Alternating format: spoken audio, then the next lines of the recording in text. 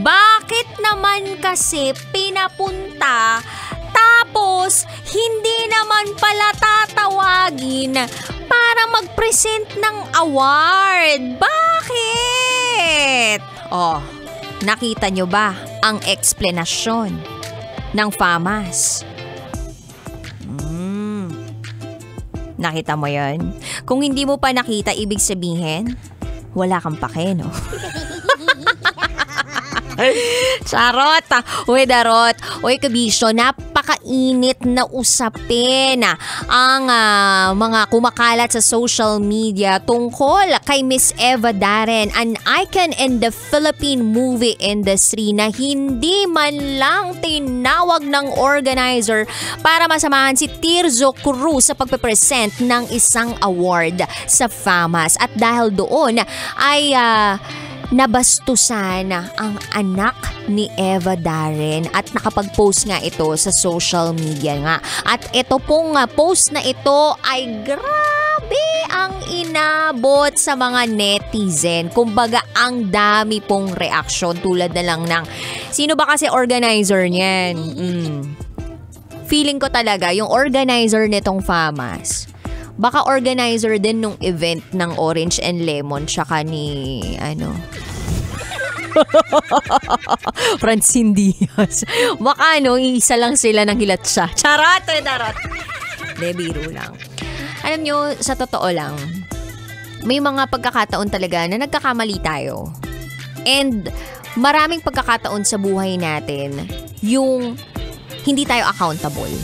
Or parang hindi tayo umaako doon sa sarili nating mga nagagawang pagkakamali. Kasi pride natin, ego natin, o kaya iniingatan pa rin natin yung image na meron tayo. Pero kung tutuusin, kabisyo, sa mga pagkakataong nagkakamali tayo, lalong-lalo na kapag may nasasaktan tayong ibang tao, we really need to be accountable eh. We really need to submit ourselves doon sa pagkakamali na yon and learn from that experience. So, nag-respond kasi itong si FAMAS. So, nag-post sa kanilang social media, tinurn off yung comment section sa hindi ko mawaring dahilan. Pero, dumami yung share ng mismong FAMAS Facebook page. And doon sa mismong post ng FAMAS na yun, I can't help but feel bad still for Miss Eva. Kasi, hindi ko sure kung labas sa ilong yun. Parang hindi ko sure kung may admission ba talaga, but still protecting the interest of the organization. Pero, alam mo yun, parang yung accountability and to do better next time and to really admit that there was really something wrong na hindi lang dahil hindi nakita. Alam mo yun. Yung isa nga, di ba, sa Senado, hindi naalala. Etong sa FAMAS, ang nangyari, hindi raw nakita. Hindi nahanap. O, yung nakikinig ngayon, hindi mahal. Charot! Uy, darat!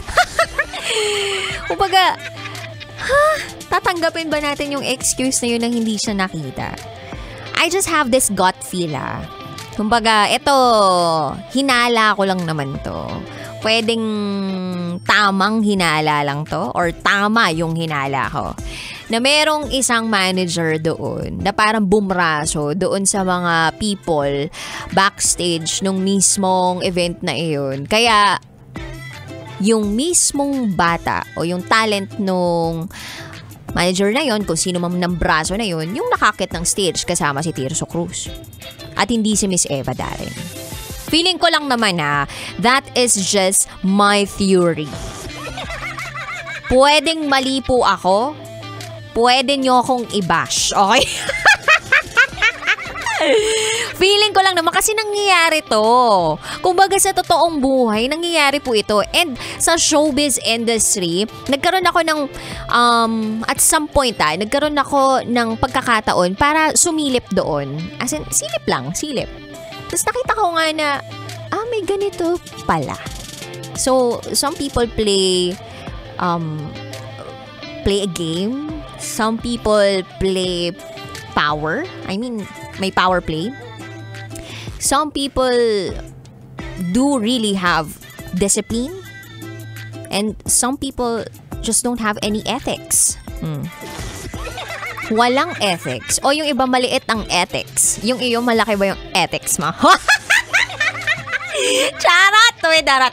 Anyway, kabisyo, sana at the end of the day, humane tayo. At mag-submit tayo, maging accountable tayo, umamin tayo pag nagkamali tayo, and do better next time. Alright? Anyway, 3 to 5 p.m. tayo nagkakasama or magkakasama ngayong araw na Itetsyawa. Kapiling nga babaeng naniniwalang hindi man ako palaging may pera, at least palagi naman akong maganda. This is me, the one and the only DJ Rakitera.